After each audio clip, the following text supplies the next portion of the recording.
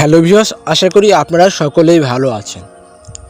তো আজকে যে তাবিজটি সম্পর্কে আমরা আলোচনা করব এবং আমরা শিখব সেটি হচ্ছে শত্রুকে কীভাবে আমি পরাস্ত করব, অর্থাৎ শত্রু থেকে আমি কীভাবে নিজেকে রক্ষা করব। আপনার পদে পদে শত্রু, অর্থাৎ কোনো কারণে বাই মিস্টেক আপনার শত্রু হয়ে গেছে, কিন্তু সেখান থেকে কীভাবে বের হবো? আপনি আস্তায় চলতে পারছেন না, আপনার সমস্যা হচ্ছে, আপনার কাজে বাধা সৃষ্টি করছে।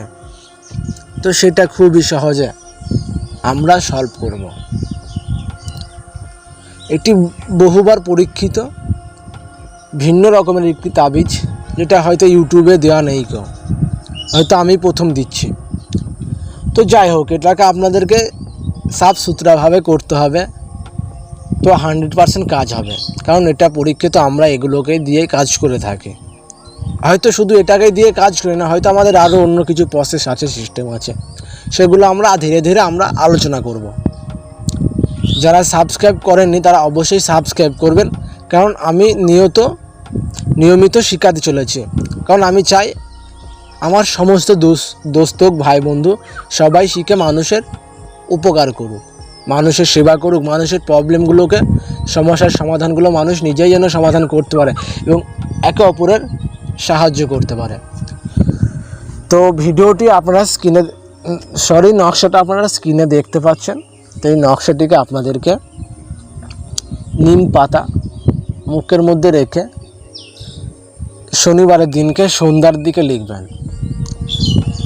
একটু উঁচু জায়গায় বসে লিখবেন, আর যে শত্রুর জন্য করছেন তার নামটিকে স্মরণ করবেন, তাকে মনে করবেন, আর আপনি নকশাটি করবেন। যেভাবে লেখা আছে সেইভাবে লিখবেন। মেশক জাফরান কালি পেলে সেটা দিয়ে লিখবেন, ভালো হবে। আর যদি না পান, যে কোনো কালি দিয়ে আপনি লিখতে পারেন। অবশ্যই পাক পবিত্র লিখবেন, আর মুখের মধ্যে একটু তিতো কিছু রাখবেন, নিমের পাতা রেখে দেবেন, সেটাকে চিবাবেন, আর জিভগুলোকে একটু কামড়ানোর চেষ্টা, অর্থাৎ জিভগুলো যেরকম কামড়ানোর চেষ্টা করবেন।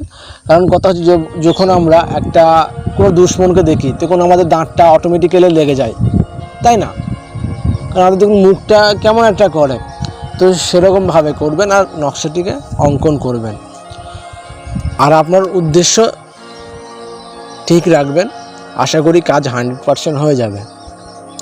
হ্যাঁ, এবার নিয়মটা আমি আপনাদেরকে এখানে কিছুটা বলে দিলাম, আর কিছুটা আমি এখানে বলতে পারলাম না, কারণ সমস্ত কিছু সোশ্যাল মিডিয়াতে শেয়ার করা যায় না, সমস্ত কিছু সোশ্যাল মিডিয়ায় শেয়ার করা যায় না। তো সেই কারণে আপনাদেরকে একটু কষ্ট করে অ্যাবাউটে গিয়ে আমার হোয়াটসঅ্যাপ নাম্বারটাকে নিয়ে একটু নক করে দেবেন, তাবিজটার স্ক্রিনশট করে। তো আমি আপনাদেরকে সেখানে বিস্তারিত ডিটেলস জানিয়ে দেবো, যাতে আপনি আপনার সমস্যা থেকে বেরিয়ে আসতে পারেন। আশা করি সবাই বুঝতে পেরেছেন। যদি বুঝতে অসুবিধা হয় তাহলে অবশ্যই আপনারা কমেন্ট করবেন, আমি অবশ্যই কমেন্ট করার চেষ্টা করব। আর যারা শিখতে চান, শিখে মানুষের সেবা করতে চান, তারা শিখতে পারেন। অ্যাবাউটে কন্ট্যাক্ট ডিটেলস দেওয়া আছে, সেখান থেকে কন্ট্যাক্ট করতে পারেন। সকলেই ভালো থাকবেন, ধন্যবাদ।